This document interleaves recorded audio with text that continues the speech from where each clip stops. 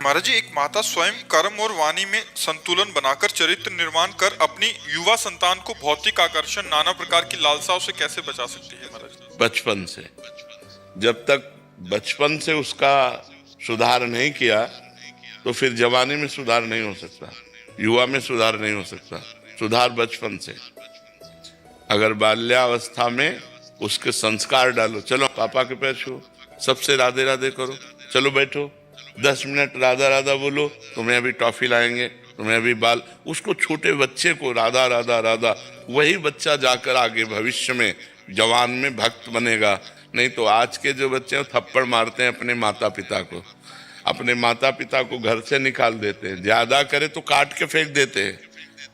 आतंक भर गया है दिमाग में दुष्टता भर गई है, क्योंकि आधुनिक पढ़ाई और आधुनिक सफलता देख देख करके वो मतलब उनकी जो बुद्धि है वो भ्रष्ट हो गई, अध्यात्म से भ्रष्ट हो गई। बहुत पुराने समय में गांव में नौटंकी होती है ना, नौटंकी में एक नाटक देखा था सुल्ताना डाकू, उसी सुल्ताना डाकू पे बनाया गया था। सुल्ताना डाकू था, बहुत बड़ा डाकू था। उसको जब फांसी की सजा मिली, अंग्रेजों का राज्य था, तो उनसे पूछा गया तुम्हारी अंतिम इच्छा क्या है? तो उन्होंने कहा हमें माँ के गले लगना है। तो उनकी माँ बुलाई गई, वो रोती हुई आई, जब गले लगी तो दांत से मुंह में नाक काट ली उसने ऐसे। तो पूछा कि क्यों, ऐसा क्यों किया? तो बोले जब मैं कक्षा 1 में था एक कलम चुरा के लाया था, तो माँ ने कहा था शाबाश बच्चा, लिखने के काम में आएगी। तो मैंने समझा अच्छा है, आज मैं सुल्ताना डाकू बनाऊं तो इस माँ के कारण बनाऊं। अगर ये पहली कलम में हमें थप्पड़ जमा देती तो आज मैं फांसी में न चढ़ता, मैं आज गलत कार्य में न जाता। तो बच्चे की जीवनी बनाने वाले माता पिता ही होते हैं। यदि प्रारंभ से बच्चे को पूजा में बैठाना, सतोगुणी बातें सिखाना, शास्त्र सुनाना। अच्छा, हम लोग संत क्यों बन गए? घर में भागवत होती, घर में रामायण होते, घर में संत जन आते, घर में जब देखो तो भगवत चर्चा हो रही, भोग लगा के भोजन पाना, एकदम भागवत। मोहल्ले में कहीं प्याज लहसुन नहीं आता, ऐसा पवित्र ब्राह्मणों का कुल। तो उससे संस्कार बने, अल्लाह भगवान के मार्ग में हम आ गए। तो अगर संस्कार सही ना हो तो फिर जवानी में संभालना कठिन होता। जवानी में तो उन्माद अवस्था होती, फिर नहीं संभाला जा सकता। बाल्यावस्था से बच्चे को संभाला जाए तो वो महान बन जाएगा। और संभालना तो गर्भ अवस्था से ही होता है।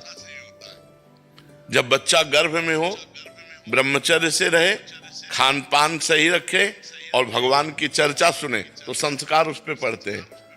जब कयाधु प्रहलाद जी की माँ गर्भवती थी, प्रहलाद जी गर्भ में थे, तो देवराज इंद्र बंदी बना कर ले जा रहे थे।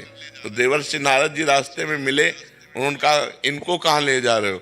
बोले हिरण्यकश्यप का वीर्य है, ये दैत्य है, महान भयानक होगा, ये जब पैदा होगा तो इसे मार देंगे। तो उनका नहीं, गर्भ हत्या या बालक शिशु की हत्या ये ठीक नहीं, छोड़ो तुम इसे। तो नारद जी की आज्ञा से उन्होंने नारद जी अपने आश्रम ले गए, और गर्भस्थ शिशु अंदर जब थे तभी से भगवान की चर्चा, नवधा भक्ति का वर्णन, भगवान का नाम कीर्तन अपने आश्रम में। तो देवर्षि नारद जी के प्रभाव से प्रहलाद जी पैदा हुए। गर्भस्थ शिशु पर प्रभाव पड़ता है, जैसे चक्रव्यूह की रचना गर्भस्थ शिशु अभिमन्यु पर प्रभाव पड़ा। माँ 7वें द्वार भेदन में सो गई, तो इसलिए वो 7वां भेदन करना नहीं जाने, नहीं 6 चक्रव्यूह को तोड़ना वो जान गए थे, गर्भ में ही जान गए थे। जब बालक गर्भ में हो तो ब्रह्मचर्य रहना चाहिए, खान पान शुद्ध रखना चाहिए, भागवतिक वातावरण रखना चाहिए। और जब बच्चा हो जाए तो जब तक जवान ना हो तब तक उसे अच्छे आचरणों की शिक्षा देनी चाहिए, पूजा में बैठाना चाहिए, तो एक सतोगुणी आदमी बनेगा। अब बचपन से माता पिता बालकें बुलावें, उदर भरे सोई जतन सिखावें। अच्छा, बच्चे देख रहे हैं हमारे माता पिता क्या आचरण कर रहे हैं। अब आप नशा कर रहे हो, आप गंदी बातें कर रहे हो, हंसी मजाक कर रहे हो, गाली दे रहे हो, तो वही संस्कार तुम्हारे बच्चों में पड़ रहे हैं। तो हम स्वयं सुधरें, माता पिता स्वयं सुधरें, ये सावधानी रखें कि बच्चों की दृष्टि में उनकी किसी भी तरह की हरकत ना आने पावे। और वार्ता में अब माता पिता लड़ रहे हैं, गाली दे रहे हैं, बच्चा छोटा सा देख रहा है, वही संस्कार उसके अंदर पड़ रहे हैं। माता पिता गलत आचरणों से युक्त हैं तो बच्चों में वही संस्कार गंदे पड़ रहे हैं। तो बहुत सावधानी पूर्वक गृहस्थी धर्म में यदि चले तो ये बहुत बड़ा धर्म है। अपने बच्चे को एक समाज का सेवा करने वाला बनाए, भगवान का भक्त बनाए, तो जन्म होना बच्चे का ठीक हुआ। नहीं तो देखो ना अब कैसे कैसे बच्चे पैदा हो रहे हैं कि बड़े बूढ़े माताओं बहनों के साथ कैसा व्यवहार कर रहे हैं कि तुम जवान हो, गिरे को उठाना चाहे कि गिराना चाहे।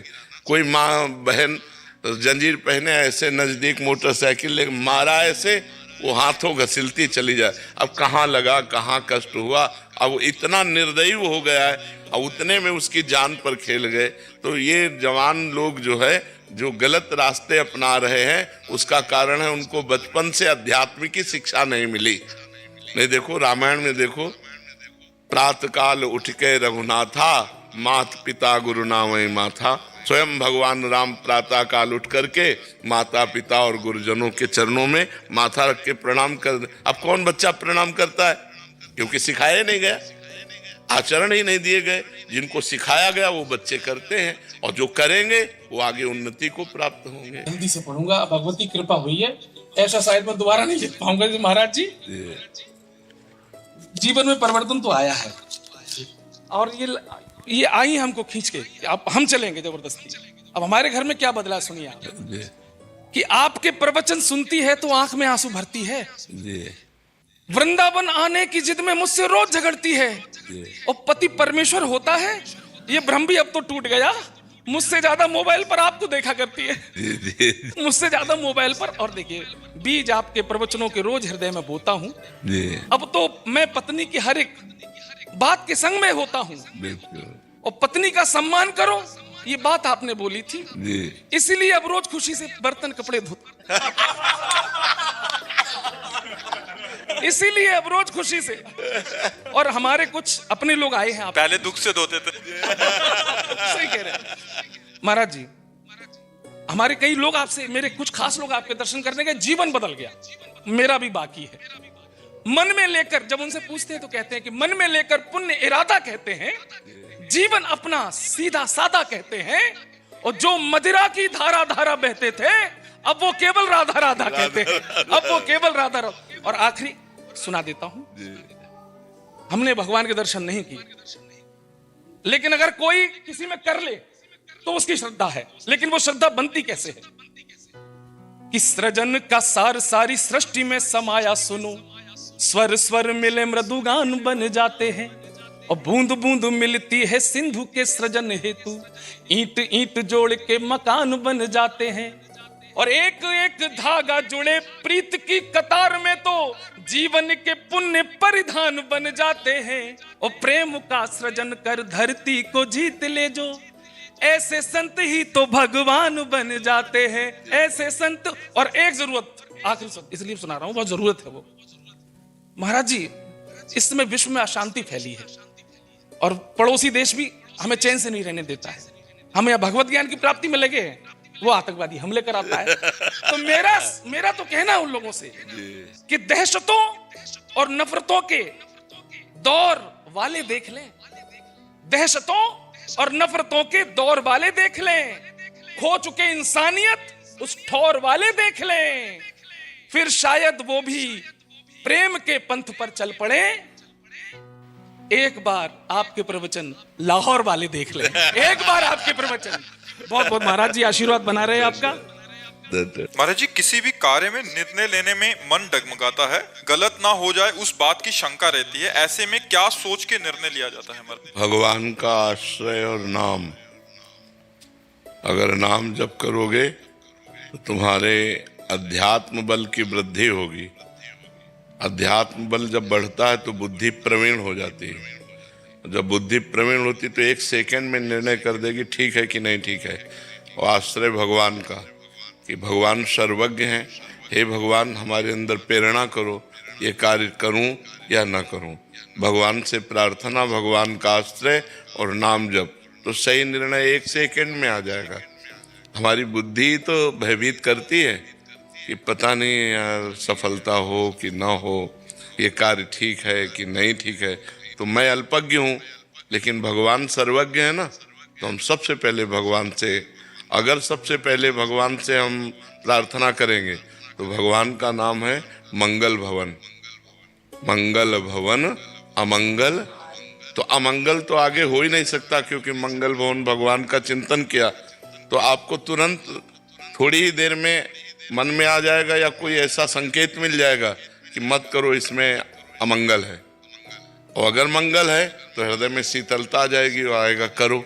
तो भगवान से प्रार्थना और नाम जप, ये दो काम आप करो तो आपके मन का जो भय है ये नष्ट हो जाएगा। पर ये सफलता तभी होगी जब शराब नहीं पियोगे, मांस नहीं खाओगे, पराई माता बहनों के साथ गंदी भावना नहीं करोगे। अगर ये परहेज नहीं है तो फिर दवा काम नहीं करेगी। परहेज ठीक है। शराब पीते हो? कभी कभी कभी। एक बार जुआ हो रहा था तो कुछ लोग खड़े थे, तो वहां फोर्स पहुंचा, पहले डंडा मारा उसके, क्योंकि वो देख रहा था ना ऐसे। तो उसने कहा यहाँ क्यों खड़े हो? बोले देख रहे थे। बोले साहब पहली बार आए। बोले सब कहते पहली बार आए ऐसे सब कहते हैं। तो गलत काम कभी कभी करो या रोज करो, गलत गलत है। अगर आज आप यहाँ आए हो तो भगवान की आप पर कृपा है, क्योंकि बिना भगवान की कृपा के साधु संग नहीं मिलता। अब मोहि भाव भरोसा हनुमंता, बिनु हरि कृपा मिले नहीं संता। तो कुछ तो ले लो और कुछ दे दो, ज्ञान ले लो और दुर्गुण दे दो। तो नियम लो आज से कि आप शराब नहीं पियोगे। पक्का? मौन हो के नहीं? जी पक्का गुरुजी। हाँ, आज से शराब नहीं पियोगे। भगवान से प्रार्थना करते हुए, नाम जप करते हुए अच्छे बनो। क्यों गलत कार्य करो? रोज पीते नहीं हो, कभी कभी क्यों गंदगी को स्वीकार करो? गंदगी ही है जिसे शास्त्र विरोध करता है। आज के वातावरण में फैल चुका है। मदिरापान ऐसे फैल चुका है जैसे कोई जाए तो ठंडा शरबत पिलाए ना, ऐसे अब पार्टी, मित्रता, स्वागत सब इसी से होने लगा है। जब छोटे थे ना गुरुजी तो ऐसा लोग कहते थे कि भाई इससे बात मत करो, ये शराब पीता है। अब कहते हैं कि भाई इससे बात मत करो, ये शराब नहीं पीता। हाँ बिल्कुल बिल्कुल। ये क्या है गुरुजी कि दिल्ली शहर में तो सोशलाइज होने के लिए ऐसा एक वो हो गया है कि आपको जाना है और आपको ग्लास पकड़ना है, और आप चाहे पियो मत पियो पर आपको ग्लास। एक हम कथा सुना दे तो तुम्हारा उत्तर बहुत बढ़िया इस बात का आ जाएगा। ब्रह्मा जी के 4 पुत्र हैं। वैसे तो सब सृष्टि ही है, सतयुग, त्रेता, द्वापर और कलयुग। जब नरक की सृष्टि हुई तो ब्रह्मा जी ने सतयुग से कहा जब तुम्हारा राज्य आएगा बेटा तो नरक की तरफ भी ध्यान रखना, क्योंकि वो खाली नहीं रहना चाहिए। उनका हमारे राज्य में कोई नरक नहीं जाएगा। तो त्रेता से कहा तो उनका बड़े भैया जिस मार्ग में चलेंगे उसी मार्ग में हम चलेंगे। द्वापर से कहा तो द्वापर ने कहा पिताजी आपकी आज्ञा का कुछ कुछ पालन करने की कोशिश करूंगा। जब कलयुग से कहा तो कलयुग ने कहा पिताजी जैसे बड़े भैया के राज्य में कोई नरक नहीं जाएगा, ऐसे मेरे राज्य में कोई स्वर्ग नहीं जाएगा। मैं पूरा नरक हाउसफुल करूंगा। समझ रहे हो ना? तो उसी का राज्य चल रहा है। तो आप जैसा कह रहे हो ना कि अगर शराब न पिए तो लोग कहते इसे बात मत करो, शराब नहीं पीता। शराब पीता है इसलिए बात करो, मतलब टोटल नरक। कलयुग ने वादा किया है, कलयुग ने वादा किया कि कोई भूल चूक से भगवत प्राप्ति कर ले या स्वर्ग चला जाए, नहीं सीधे हम पूरा नरक हाउसफुल करेंगे। तो देखो शराब पीना, पराई स्त्री से व्यभिचार करना, मांस खाना, चोरी करना, जुआ, घूस, अपराध प्रवृत्ति ये बढ़ती चली जा रही है। आप देखो ना, बिल्कुल नॉर्मल हो गई है। बिल्कुल। तो भैया कलयुग वाली बात सच्ची मत करो कि यार सब हाउसफुल हो जाएंगे। नहीं, कुछ तो बच लिए जाए, कुछ तो आप बच जाओ, क्योंकि अच्छे आदमी हो, आपको भगवान ने सत्संग दिया, वृंदावन धाम आए साधु संग के, तो आपका दुर्गुण छूट जाना चाहिए। तो आज से नियम ले लो कि आप शराब नहीं पियोगे। और आप ही न ले यार, जितने बैठे उतने सब ले लो। गंदे आचरण काहे को करो? उससे कोई लाभ, एक लाभ बता दो हमको। अगर एक भी लाभ हो तो हम उसको छोड़ने की कोशिश करें। हमारे शास्त्रों में तो निषेध है ही, लेकिन प्रगट में भी एक भी लाभ हो तो, किसी भी तरह की अगर अच्छाई होती तो हम उसको सपोर्ट करते। एक भी अच्छाई नहीं, और अंदर जाकर के हमारे किडनी को, हमारे लीवर को, हमारे दिल को, हमारी आंतों को नुकसान पहुंचाती है, जिसमें मृत्यु निश्चित हो सकती है। ऐसे व्यसन को क्यों किया जाए जिसमें हमारे अंगों की हानि हो, पैसे की हानि हो, बुद्धि की हानि हो, और समाज भी हंसता है जब कोई ज्यादा नशे में हो जाता है, ऐसे पड़े दिखाई देता है तो समाज हंसता है।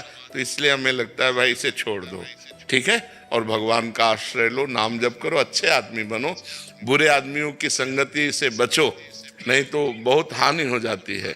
और आजकल बहुत बुराइयां बढ़ रही हैं।